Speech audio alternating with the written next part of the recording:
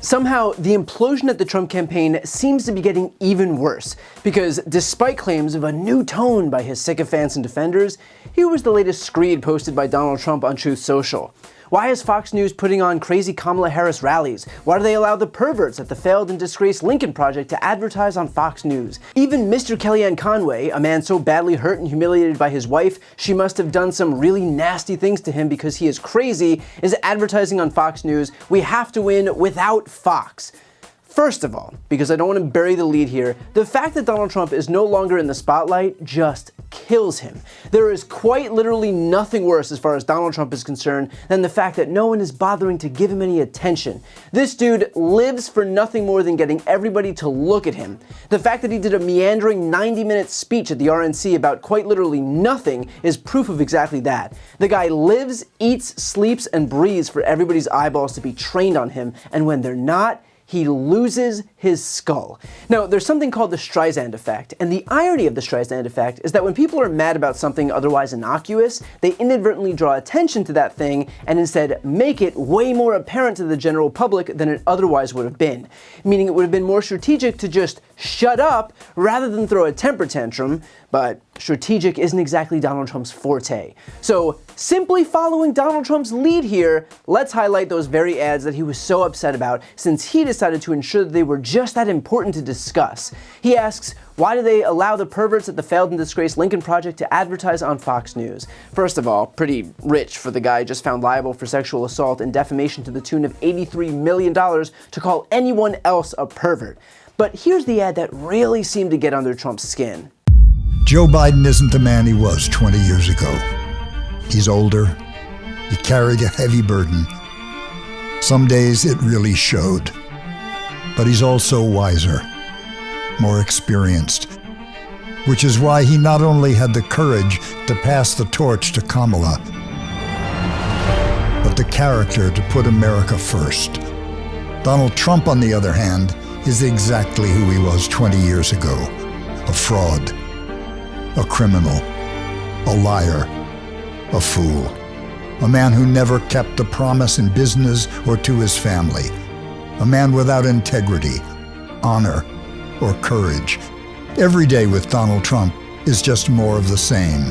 More lies, evasions, and attacks. He's just as selfish, small, petty, and full of hate and vengeance as he ever was.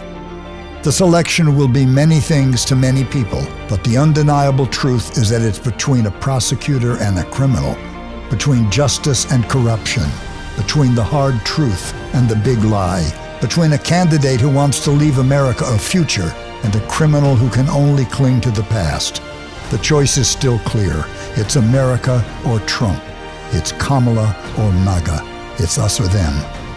Kamala Harris for president. Which elicited this response from Rick Wilson over at the Lincoln Project. Hey folks, I'm just working on some ads this afternoon, and I just learned that Donald Trump has been tweeting about the Lincoln Project on his dollar store, low rent, trash social platform. And I just... I'm sorry. I had a whole bit here, but you're just so goddamn weird, Donald. Why are you so weird? My God. I mean, literally no one has been more strange and weird than this guy. He is a bizarre, creepy homunculus of a dancing marionette freak show figure.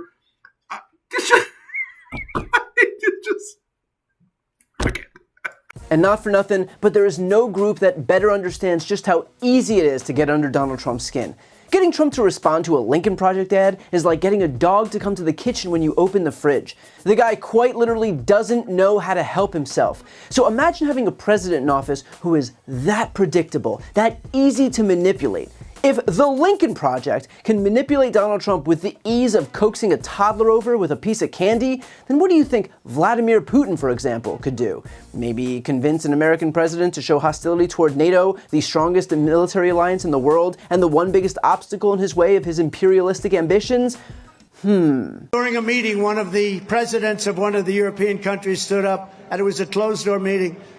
He said, may I ask you a question, Mr. President? Yes.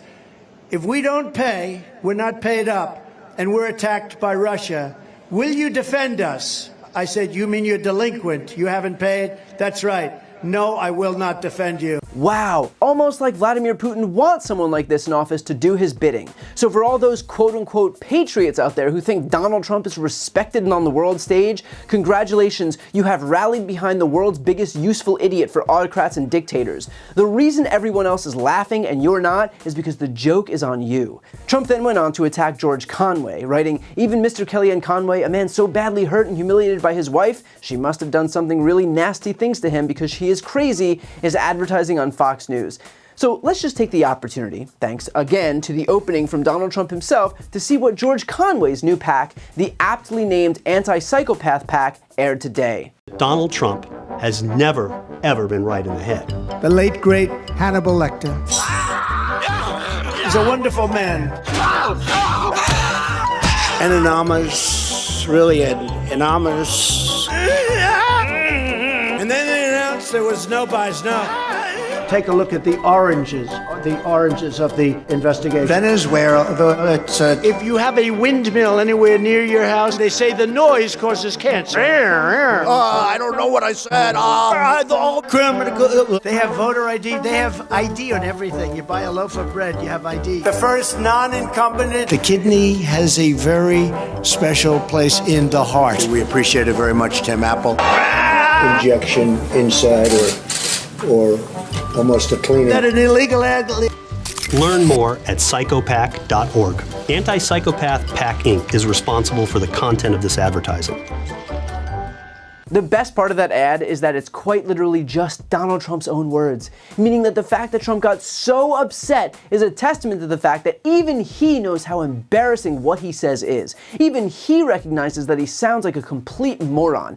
And yet, still, I can guarantee you he'll advocate for Hannibal Lecter and pretend that you need ID to buy bread and that windmills cause cancer and make this weird, weightlifting sound. Why? Because all this time, he thinks he's being some sort of great showman. What he doesn't realize is that he's actually just the clown. And then, of course, he claims, we'll have to win without Fox.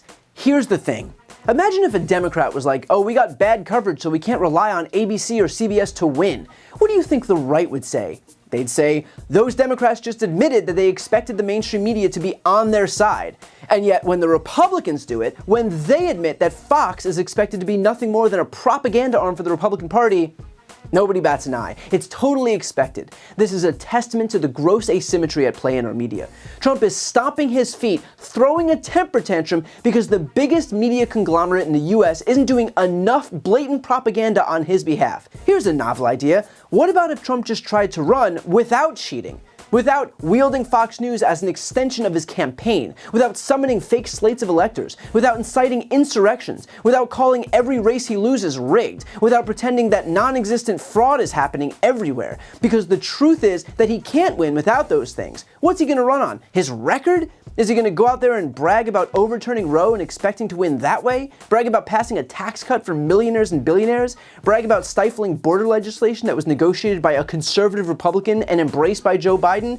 Brag about the Republicans' positions on guns, on fossil fuels, on blocking healthcare, on pretending climate change isn't real, on hurting unions, on blocking a raise of the minimum wage? If you can point me to which one of those things is popular enough to win an election on, I'm all ears. The fact is that while Trump tries to present himself as strong, in reality he is weak, and he revels in victimhood. He wants the whole world to watch him sit there while he bitches and moans because his entire campaign is predicated on him being a martyr. What Trump needs isn't the presidency, it is a therapy session. And come November, when he loses, he'll have all the time in the world to do exactly that. I've got a really exciting announcement. I've written a book. It's called Shameless. This book explores how Republicans have exploited their historical branding while attacking our democracy, how the media has proven itself a willful participant, and how Democrats can learn from this to rebalance the political scales and save our democracy. It has been a lifelong dream of mine to write my own book, and so I'd like to ask you to pre-order it by clicking the link right here on the screen. And if you buy within this pre-order period, your book is going to come with a signed nameplate. As you know, I've never had a single sponsor on my channel. I don't ask for money or anything like that, but if you're looking for a way to support me, this is hands down the best way to do it.